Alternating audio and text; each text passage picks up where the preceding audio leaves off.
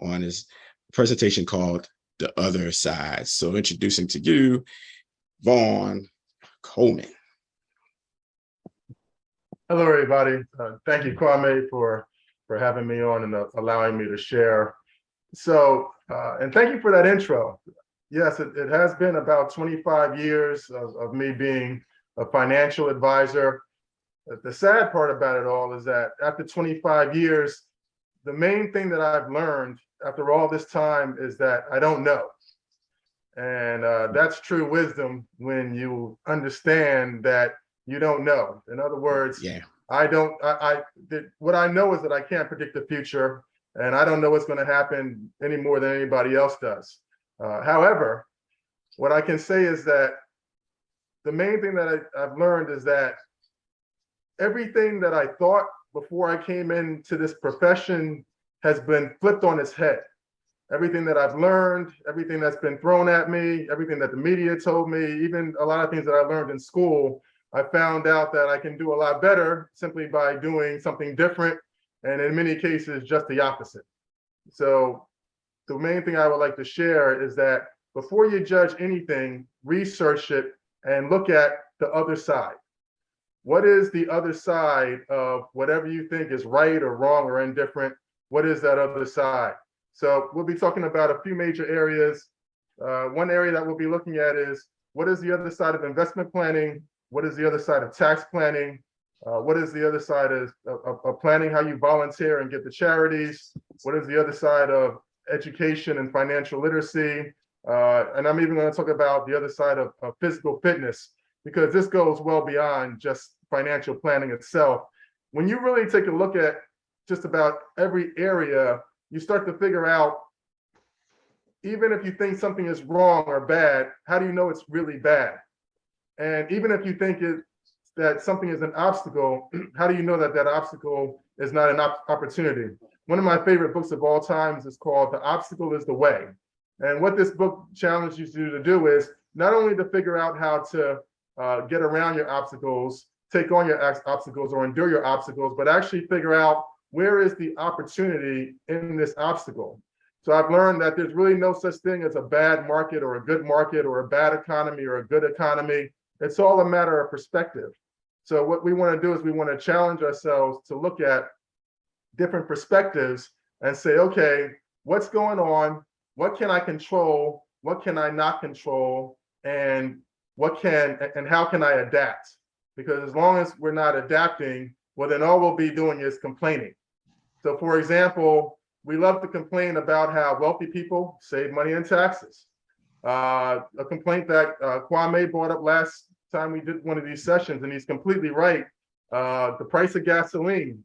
We finally have an opportunity for the price of gasoline to come down, and there's this magical organization called OPEC that says, you know what?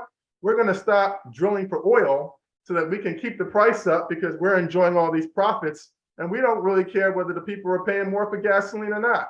Well, what's the opportunity in that? And why are we so mad about it? And is there a difference between the ethics of the public and the ethics of business? In other words, this idea of what's right and wrong and where is it coming from? And most importantly, how can we use that to grow more of our own wealth in our own communities, so that as opposed to us being the ones who are doing the complaining, we actually get to the point where we're the ones being complained about. There you go. And that deals with taking the emotion out of the situation and how we feel about certain things. And a lot of times it really comes down to counterintuitive thought, how you can think counterintuitively as opposed to intuitively, which means that we've always been taught to trust our gut and to trust our intuition, but many times that's the worst thing you can possibly do. I have learned not to trust my gut at all. And you would think that with 25 years of experience, if anybody could trust their gut, it would be me. But again, the most valuable thing that I've learned is that I don't know. So instead of trusting my gut, I trust the strategies, the disciplines, the patterns, the trend analysis. And this is how I found that other people are able to move forward in life. And while we're sitting up here criticizing, they're doing a lot of the same things that we could be doing for ourselves. So for example, let's take a situation like inflation. So inflation is high right now and the stock market is low. Is that a bad thing or a good thing? Well, it depends on who you're talking to. If you're looking to buy a house, maybe the prices of houses will finally come down. Maybe they won't. If you're looking to buy stock, maybe this is a good time to invest in the stock market. Maybe it's not. If you're looking to get higher interest on your savings, well, now that you can definitely do. So right before, annuities were paying 1% and 2%. Now annuities are paying 3, 4, 5, sometimes 6, 7%. So we're starting to see rates go up on savings. So the question is, how do you get on the winning side? So what is this idea of public ethics versus business ethics? So let's take the idea of wealthy people saving money in taxes. And then let's take the second idea of corporations using their greed to figure out how to make more and more money. Is this wrong or is this right? Well, when you start to look at it, is there anything that wealthy people can do to save money in taxes that we can't do, or are we simply suffering from a lack of information? Well, there's definitely some things that wealthy people can do that we can't do. However, most of the things that we can be doing, we're not even doing. So for example, have you built a tax strategy? Have you found out whether or not you should have your money in taxable investments, tax-deferred investments, or tax-free investments? In other words, money where you're constantly paying taxes, money where you get to put off the taxes until later, possibly pay lower rate in taxes, or even some money where you might not have to pay taxes at all as long as you follow the rules. So I could get into it more deep, but we'd go way over an hour. But you want to look at whether or not you should be in your company's retirement plan. You want to look at whether or not you should be in an IRA versus a Roth IRA versus an annuity versus your deferred compensation plan versus a 403B versus a thrift savings plan versus a municipal bond. So you want to make sure that you're taking advantage of the tax shelters that can help save you money. So here's one of the differences between people who really make it ahead versus people who constantly stay behind. One person sees a group of people doing something and they see themselves reaping huge benefits from it. And they say, hey, that's wrong. They can't do that. The other person sees the exact same thing. He's in the exact same class. He has the exact same amount of money. He lives on the exact same street. He eats the exact same food. But he looks at it and he says, wow, I really didn't know you could do that. Well, if they can do it, I wonder if I can do it. And that's where we want to move to. We want to move to saying, if they can do it, I wonder if I can do it. Because the first thing you find out is that when you're reaping those benefits and we're bringing those benefits back to our community, all of a sudden we feel completely different when we look at outlets like the news trying to tell us everything that's wrong. And Kwame's heard me criticize the news plenty of times, and I only do it because the news doesn't lie, but the news constantly delivers information that misleads you to the lie. And it's so hypocritical and so backwards that, again, we run way over an hour if I really get into it. But let's talk about a recent story. So this organization called OPEC, they control the oil producing countries of the world. And they decided that they're going to cut back on something like 200 barrels of oil per day by cutting down the drilling so that your gas prices stay high. So now let's talk about whether this is right or wrong. Well, it's certainly not wrong as far as OPEC is concerned, because as far as OPEC is concerned, it has to look out for its profits. It has to look out for its companies. It has to look out for the people it employs, and it has to look out for you. And you may say, well, how's it looking out for me? Well, if you're a shareholder in oil companies because you bought during the pandemic, you're making money because you own your oil stocks. And it's actually a violation of corporate law to not do what's in the best interest of its shareholders. Now, if you're not a shareholder, you're really angry right now. But what happens if you're a shareholder? You're celebrating every time you go to the gas station. Every time you go to the gas station. And let's talk about how OPEC even started. OPEC started because the oil producing companies of the world were being taken advantage of by all the countries of the world that didn't produce oil. So the rest of the world was gouging them so that we could get our oil cheap. And OPEC countries finally said, enough's enough.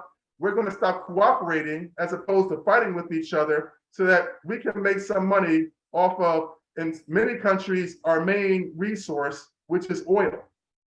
Here's the irony of the United States media trying to teach you that we should be upset at OPEC because of cutting this 200,000 barrels of oil. The irony is that guess who the #1 oil producing exporter of oil is in the whole world? Guess which country it is? I know Kwame knows, tell him. USA. It's the good old United States of America. So while the media is complaining, Exxon, Chevron, Devon, all these countries right here in the United States, they're all benefiting off of what OPEC is doing. And this is one thing that kind of makes me proud to be in America, is that America is so slick because they're actually not in OPEC, even though they produce all this oil. That way, they can blame OPEC and turn you, the public, against OPEC while enjoying the profits that the gas companies are making all this time. And meanwhile, you're mad at them and you're still celebrating the United States of America, who, for all we know, may be making more money than anybody off of this. And they have jobs in America and they pay taxes, well, some of them. So this is an idea of how we look at it. The other thing they did was the media told you not to buy oil during the pandemic. They told you don't buy it. They told you oil is dead. Everybody's going to be driving electric cars.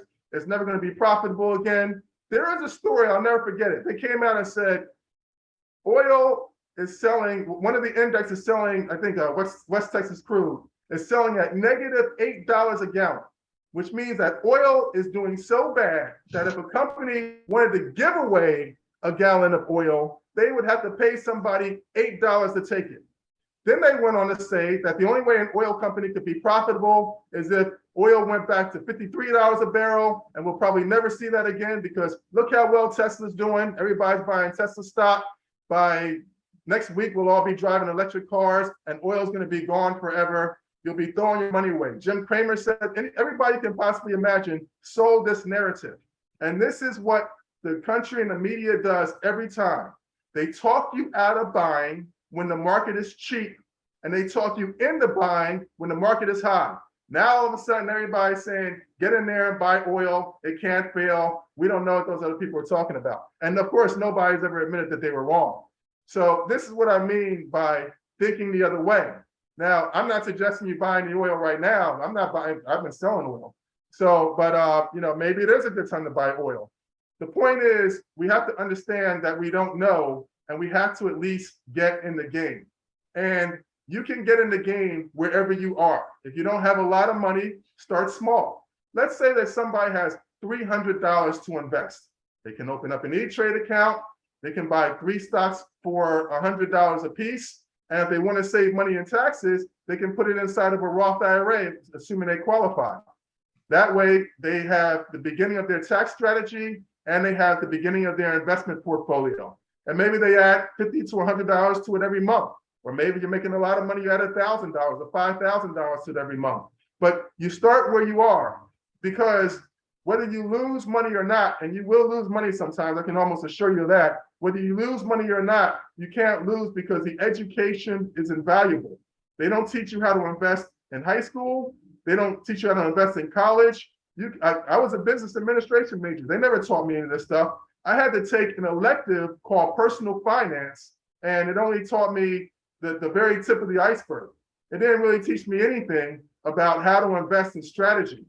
So when you look at mutual funds, I heard one time that the average person investing in Vanguard mutual funds only makes about 2%, although Vanguard mutual funds average 12%. Well, how is that possible? It's because we invest emotionally, trusting our gut. And we don't understand that it's not even our gut. We're just going by what the media is giving us. The media is telling us when we should be happy about the market and buy. It's also telling us when we should be upset about the market and sell. So we're constantly buying in the highest price markets, and we're constantly selling in the lowest price markets. How can you win the game when we're playing it that backwards. The secret, of course, is fear. As long as they can scare you, they know you're not going to do it. As long as they can scare you, they know you're not going to do it. So you want to start to think to yourself, next time somebody's complaining about something, I want to be one of the people that they're complaining about. So sometimes this is going to mean buying things that you hate. Sometimes this is going to mean doing things that you hate. Sometimes it's going to mean buying and doing things that you love. But the key is you want to take all of your emotion out of it and just look at the facts, figures, and numbers. Once you look at the facts, figures, and numbers, well, then you can start to play the game like the pros as opposed to playing the game like the laymen. The laymen are working on emotion and they get used over and over and over again, while the pros are looking at strategy and they're selling you a bill of goods. So when you look at tax planning, you want to find out whether or not you can develop a plan that's going to reduce your taxable income so that you too are only paying 10 to 15% of what you make in taxes. One way you can do this is to invest in stocks. You can invest in real estate. You can invest in tax shelters like the ones that I named earlier. Another thing that you can do is you can start a business. Who's mad because all these businesses received all this stimulus money in the pandemic, and a lot of these people got to stay home while you had to work 8 to 9 hours a day, making your salary, not qualifying for any of that free stimulus money, not qualifying for a dime of it. And now you're mad at the business owners who received all this money. And how about 2009? In 2009, it was only the big businesses that received some of this money. At least this time they gave it to big businesses and small businesses. In 2009, they only gave it to the major corporations. And we all sat around mad. Start a business. Next time, you'll be the one receiving that stimulus money. And then they can be mad at you because you're getting that money, because you're getting that employment compensation, even though unemployment insurance isn't supposed to go to small business owners. They said, the heck with that rule. They gave us unemployment insurance. I'm not angry at it. I was one of the people receiving it for a period of time. I was one of the people that was eligible for that stimulus. And I'm glad gas is $4 a gallon. I hope it goes to $7 a gallon. Why? Because I own it. You have to own it. You have to own what you love. You have to own what you hate. You don't make these decisions based on how you feel. You make these decisions based on the price. You make them based on the price. You can't even trust the fundamentals. People like me are going to come in and tell you, oh, well, you need to read these charts and the price earnings ratio and the beta and the volatility and do all this stuff. Guess what? The fundamentals are helpful, but they're not all that helpful. The reason why is because the so-called fundamentals are already in the price of the assets that you want to buy, which means that if everybody feels good about the stock, guess what? The stock is high. Now, everybody wants to know that they're going to find the one stock that's super low because they're the only ones that believe in it. But it doesn't work that way. We all believe in the same stuff. We all love the same companies. We're all moved in the same direction. We're all the same sheep being just herded here and herded there. And they get us every time. That's why there's always this huge sell-off when things are bad. And there's always this huge buy-in when things are good.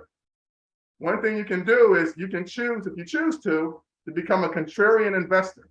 What the contrarian does is the contrarian does use the news for one thing and one thing only, to do the opposite of whatever the news says. So when the news tells you to go in one direction, it's usually the surest sign you should go in the other direction. Now, it's not always true. Usually when the news says it's going to rain, it does rain. So if you want to bring an umbrella, bring an umbrella. But when it comes to investments, a lot of times you have to train yourself to think exactly opposite of the news.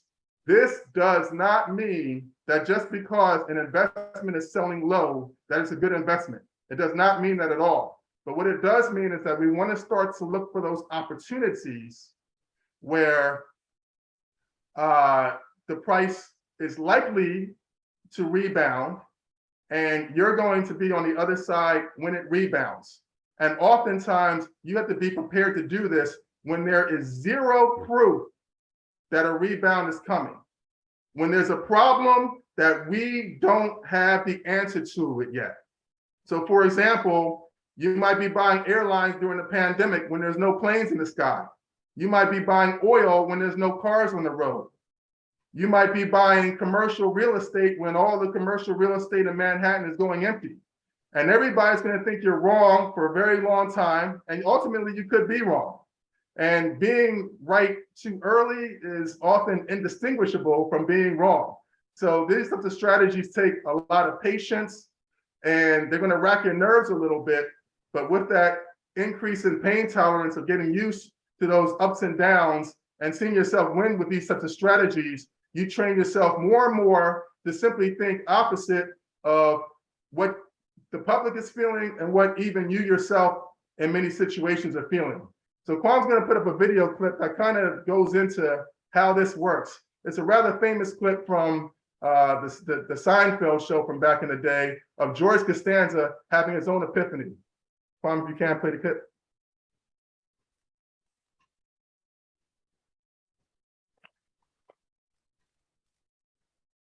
Is this the opposite clip?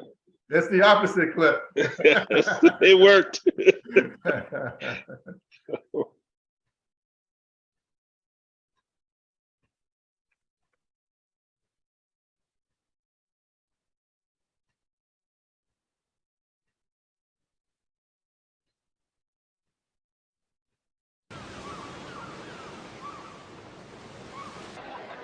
Speaking of having it all,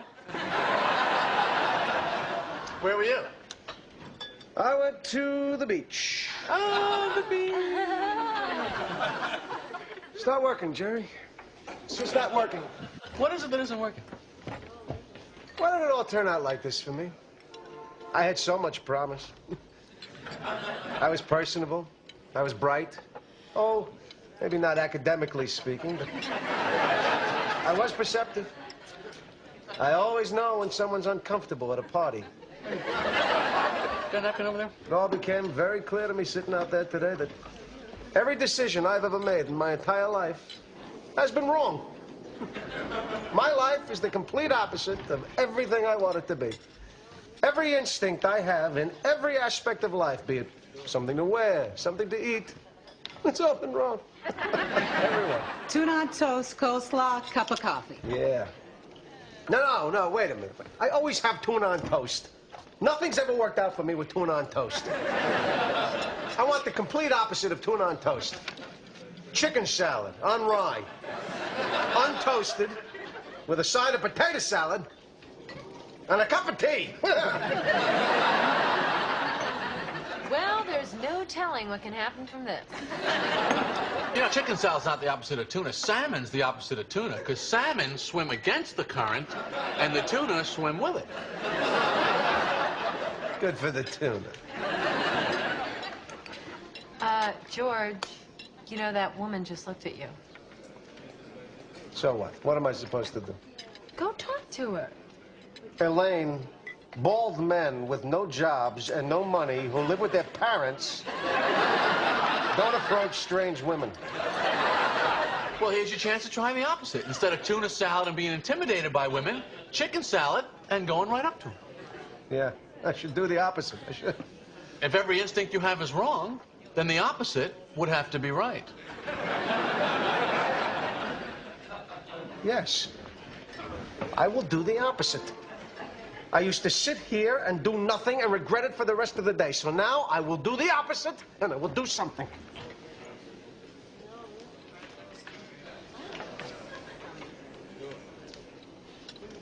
Excuse me, I couldn't help but notice that you were looking in my direction.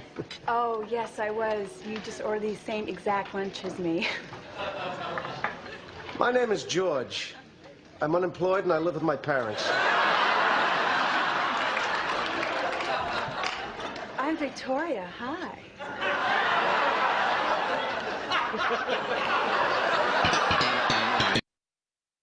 The thing that's different about a Verbo vacation home? Right. So what that it's kind of a crazy concept, and obviously it's not going to work all the time, but That's an epiphany. It's a paradigm shift. George said, you know what? Everything that I've been doing, it's not working in my life. So let me try something new.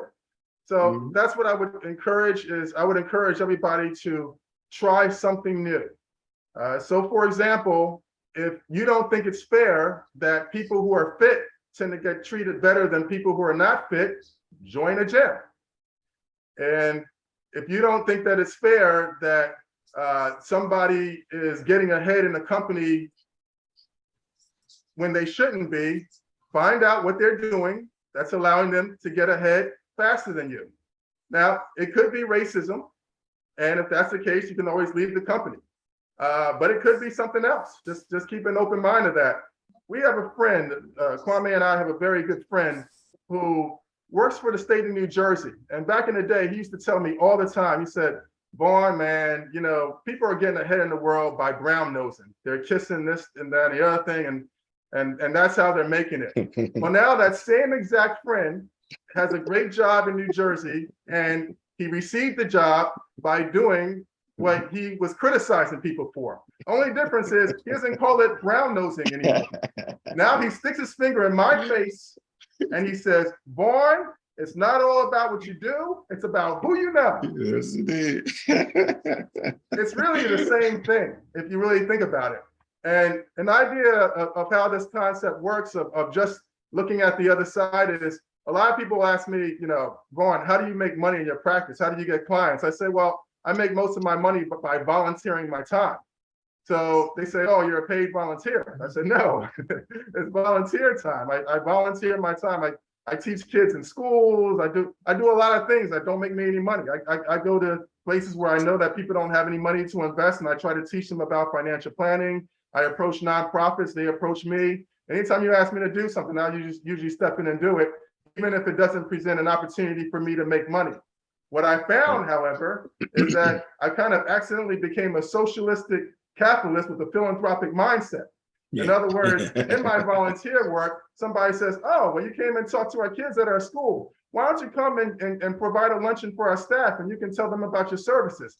Oh, well, you talk to this organization. Oh, well, you talk to these people. Well, you know, I have this aunt over here who came into $200,000. She's looking for, those sorts of things happen for me all the time. I have never made more money than I've made by volunteering my time for free. So if you find that you're never volunteering, that you're never giving to charities, sometimes I give money to charities and they're so grateful that I'm giving them money, they don't even know that they sent clients my way that have made me a lot more money than what they're asking for anyway. So you want to make sure that you're giving to people, but most importantly, you want to make sure that you challenge everything in your life that you see as an obstacle. There's a very powerful book, one of the best books I've ever read. It's called The Obstacle is the Way by Ryan Holiday. You have to consider reading this book. It really goes into detail about how just about anything that you perceive as an obstacle can be turned into an advantage. And we also want to make sure that we're looking at education and financial literacy. So you want to make sure that you're continuing to educate yourself. Take some beatings, throw yourself into some uncomfortable areas. It's funny how people have no fear of going to Atlantic City. People have no fear of going out drinking with their friends. People have no fear of spending money on cable television. People have no fear of taking vacations and buying all sorts of clothes when they don't wear half the clothes they already have. They have no fear of doing any of that. I mentioned buying a stock. Whoa, calm down, slow down. I mentioned buying a piece of real estate. I mentioned trying to start a business. All of a sudden, it's all these reasons to be scared. So you have to ask yourself, am I still teachable? Am I still learning? Am I still willing to go outside of my comfort zone and do some things that I might take a loss on? I take risks that I lose money on all the time. Kwame will tell you, I discussed this. Kwame came, he was so happy. He said, Vaughn, I saw your picture in Acme. My boy must be blowing up. I said, yeah, that ad in Acme cost me $1,500. And guess how much money I made on it? And guess how many people called me? Well, he said, well, you probably haven't made any money yet, and maybe one person called. So he already gave me a conservative answer. I said, well, you almost got there. It's actually 0 and 0. And guess what? I do things like that all the time. Out of every 10 things I try, 3 or 4 things work. One thing works really, really well. But then I can use that thing over the last 25 years of doing what I do. So you really want to get out there and you really want to ask yourself the things that frustrate me in life, the things that anger me in life, the things that make me feel as though I'm not getting a fair shake. I have some bad news for you. If you live in the United States of America, you've already gotten a fair shake. If you have running hot water and you own a car, you're wealthier than 92% of the world, including the 13 countries that are in OPEC, that you're complaining about how they're taking advantage of you. Well, the average person in Saudi Arabia, which is one of the wealthier countries in OPEC, only makes about $36,000 a year. You want to trade places with people in Saudi Arabia? You're looking at them, calling them greedy. They're looking at you, calling you greedy. And they have a better case than you do. So once you start to understand this, forget about all this who's right and who's wrong and pontificating and sticking your chest out and saying this person shouldn't be doing this and this person shouldn't be doing that, and start to ask yourself, how is this person doing this? How is that person doing that? Can I do that? Some things you're going to decide it's not worth doing because the work isn't worth the benefit. There's other things in life than money and investing. And that's the other thing I want to encourage you to do. I want to encourage you to do all the things that you want to do in life as soon as possible. If you can, don't wait to travel. Don't wait to take some chances. Don't spend all your time worrying about the future, because the other thing the country wants you to do is spend age 22 to 62 being scared to do anything fun, so that you can be comfortable age 62 to 82. And I can tell you that's a bad deal. It's called the 40-40-40 plan. They want you working 40 hours a day for the 40 best years of your life. And then when you retire, they're only going to give you 40% less than what they gave you when you were working. And they say, now go have your fun. And guess what? Most people find a way to do even less in retirement. So you want to make sure that you're designing a life that is allowing you to make more money, but you're also making sure that you count time and freedom as assets as well, because you can't have your youth back. You can't have those opportunities back. So just, think a little differently. And I want this to be a lot more interactive, so I'm going to stop talking for a little while and listen to some thoughts, some questions, some challenges. I love challenges. So you don't ever have to be scared to challenge me. You will never, ever, ever offend me. Hopefully I don't offend anybody else. As we go through this dynamic, if you need somebody to yell at, well, you feel free to take it out on me. So I just want to put that out there. I'll never take anything personal, but these are some of the things that I've learned over the years that have worked for me, and that I've been teaching people and showing people, so that there's not so much confusion and frustration and victimhood.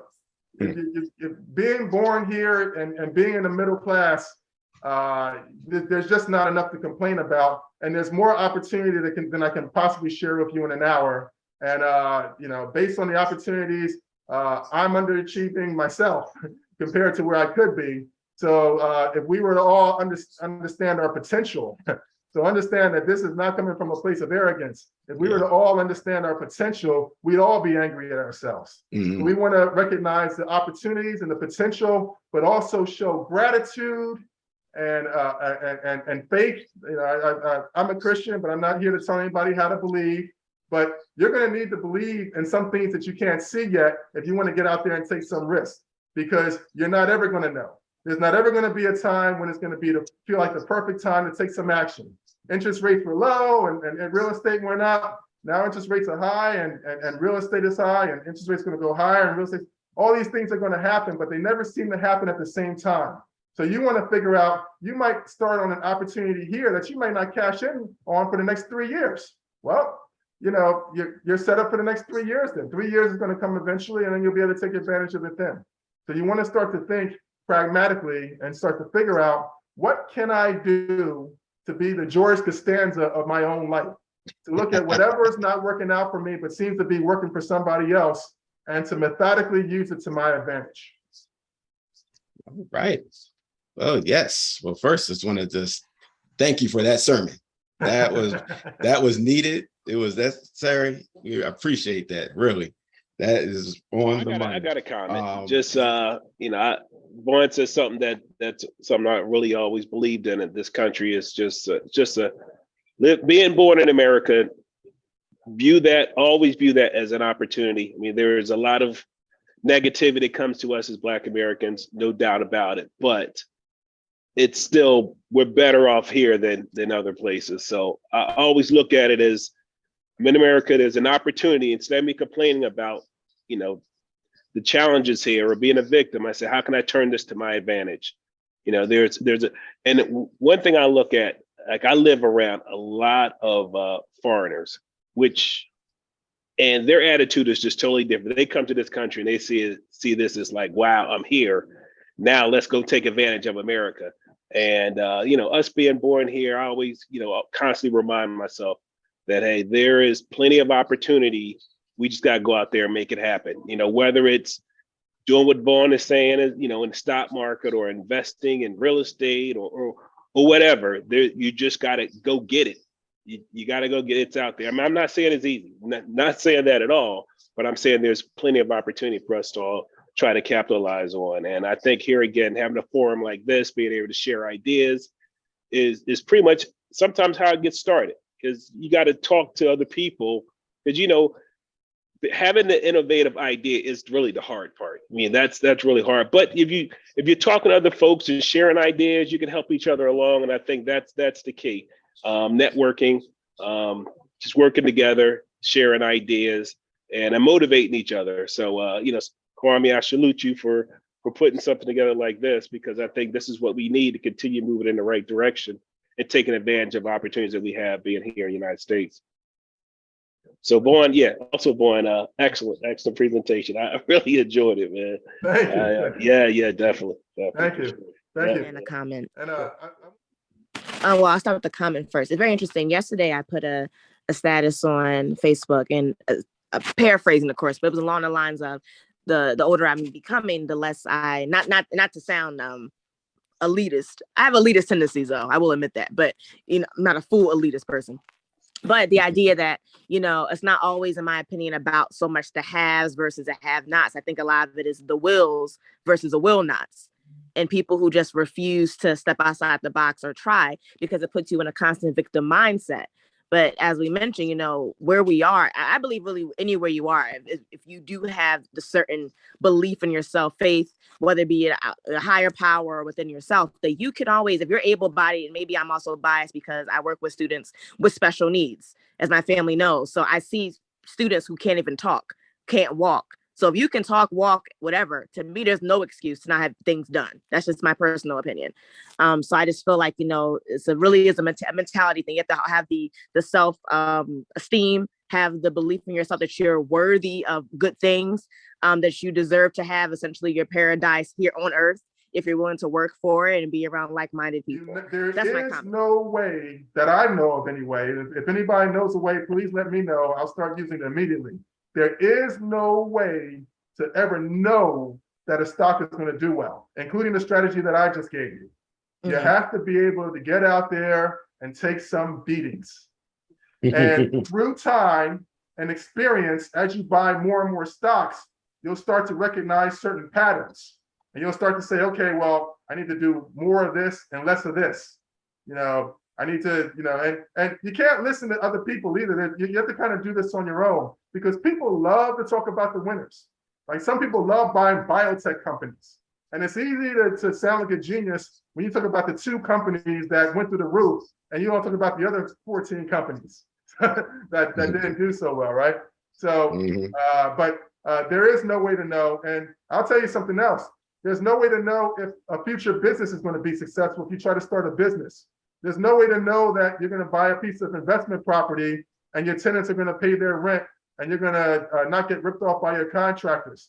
There's no way to know that you're working out real hard, but you could pass away from a heart attack tomorrow. Life isn't about guarantees. If you want the real juice of life, you're going to have to go out there and you're going to live higher when things are going well, and you're going to take some beatings also, and count it all glory. because the beatings are just as educational, if not more so. The losses in the stock market are just as educational, if not more so. Learn as much as you can from other people's mistakes, but there's some stuff that you're gonna have to go in and you're gonna have to take your own personal beating. You can't ask anybody to take your punches for you. And if you want to ride the train, you have to pay the ticket.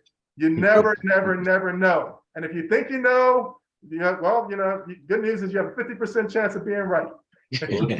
Okay, two. I heard it said a couple of times too. Don't be a victim. I want to leave everybody with that. Do not be a victim. It's a land of opportunity with all its faults. Okay. The second comment, I would say, it bears something on what Vaughn has said about doing some of the things as young as you can do them. I wholeheartedly support that. The other part of it is get rid of consumer debt as quickly as you can. That's a great investment in and of itself. Business debt and consumer debt are so different that they should have different names. But consumer debt, except for real estate, a home, piece of real estate, that's acceptable, and maybe a vehicle. Other than that, the consumer debt for all the stuff that you don't need. Once you can climb beyond that, where you're not paying any interest, I got, later in life, I got to the point where I pay no interest on anything. If I charge something, it's paid off 29 days or less. I mean, it just liberates that money that you would be given to somebody. And that's a worthwhile investment in and of itself. So just those two comments. Thanks. No, I appreciate that. That's exactly right.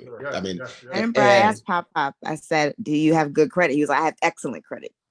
Yeah, well, my credit rating is up around 800. And so I get 2 or 3 credit card solicitations every week, but they're saying the interest rate is going to be 17.9 to 27.9, depending on your credit worthiness. Well, they know what my credit worthiness is. They wouldn't solicit it. But 27.9, why would anybody pay 27.9% over and above what they already paid for the product? I mean, that's robbery. So when you get to the point, I'm not saying it may not happen all at once, but when you get to the point where you can just get beyond any consumer interest, consumer credit, just do it. And like Vaughn said earlier, do some of the things you want to do in life as young as you can do them. And you might as well, because like you said, you get to that 62 to 82, you're not going to do all the things so we're going to travel, we're going to do this, it's not going to happen. So get it done and enjoy. Yep. And if I may share this real fast, because I forgot to share this last week, but a way to try to fight inflation and find a vehicle where you can get more than 0.1%, you can get yourself an I bond. And you see right now, their trade is 9.62%. And I'm just amazed I never heard of these until a few months ago, because I just happened to be watching Channel 29 and a financial person was on there talking about it. I was like, what? So an I bond is delivered from the government. It's a federal bond. They give you every 6 months. You see right there, it says from May 1st, October 31st. So this one's about to end in 2 weeks. And then they look at the inflation rate and they add to their nominal rate, which is still above those little things you get at the bank. And if you do it, here's the only problem with them. You only can invest 10 grand. So anybody out there that's got a whole lot more than 10 grand, I'm sorry, but it's as much as you can put over there. So 10 grand is the max per year. So you could go next year and then purchase up another one and do it that way. But I guess it's one way they don't want all these rich people just running in and taking 9.62%. Now, the other thing you can get are just treasury notes, something that we really don't talk about much, but 2-year notes right now are at 4.3%, I think I wrote down 4.4%. These are very safe places if you just want to just park your cash somewhere, and as opposed to these banks with their little things that they're given. All right. Hey, I got one last comment. This is back to what Aisha was talking about when she was talking about stocks and which stocks to buy. And I recommend just, going to I don't know. This is how I learned. I went to Yahoo Finance and I just picked some stocks and I tracked them. I mean, I think you'll get a lot of knowledge if you decide tomorrow, I like these stocks. I like Amazon. I like Google. I like Apple. I like Tesla. And you start tracking those stocks. You say, if I bought this stock today, what would have happened 6 months from now? Just track it and you see how the flow is. You're like, okay, that'll give you a better understanding of what you could have done. There you go, Yahoo Finance. I would just pull up a portfolio there and start there. To go to my portfolio, pick the stocks you like, track it that way, and then you'll learn. You don't have to use your money. You can use Monopoly money. You put in you buy 100 shares. It'll allow you to do all of that. But my point is that's how you learn. Then you're like, wow. You'll know what you'll probably will happen. You say, man, if I would have bought those stocks that day, and here it is now, a year later, I would have made $10,000. That type of thing. You'll have that answer. That's what I recommend. That's one way you can learn how to purchase stocks is using something like this. That's how I learned. And then also what Vaughn was saying though, he was saying you got to jump in. That's how you learn. That's how I learned as well. I jumped in. And I lost some, made some, lost some, made some. But I got the knowledge by having to jump in and go ahead and doing it. But I only used money that I could afford to lose when I was playing around trying to learn. Yes. But that was my education instead of me going to college and getting paying for a degree and learn how to trade stocks or whatever. I learned by winning and losing a little bit in the stock market. So I recommend you do that as well. And then lastly, what I also did is after I played around with Yahoo Finance, I opened up an Ameritrade account, with some money, and then I did some real money. So I would recommend, definitely Yahoo Finance, and then if you get good at it, open up an account and then try a little bit yourself. Thank you. Right, and I use E-Trade, just a different platform, but it's the same idea. That's exactly right. It's like asking somebody, how do you jump rope? Well, take a rope and go out there and start jumping. You'll figure out eventually muscle memory and everything will come around. You're gonna mess up a lot in the beginning, but hey, that's the price of wisdom. The ultimate way to get ahead, and I'm glad Vaughn said it, no matter all the stuff we talk about in terms of investing, the biggest investment you can make is in yourself. And if you can come out with a business that's going to be the best way to accelerate you to something bigger and better, because you are involved, you're putting the time, you're putting the knowledge in. Everything else that you do, whether you're buying a bond or a stock or anything else, you're still relying on other efforts and hoping that it works out. But you can actually control a business by putting in as much time. And that doesn't mean no guarantee it's going to succeed, but there's an increased chance of success if you know that you're the one that's putting it in the work. But you still want to know where's a good place to park your money while you're doing so.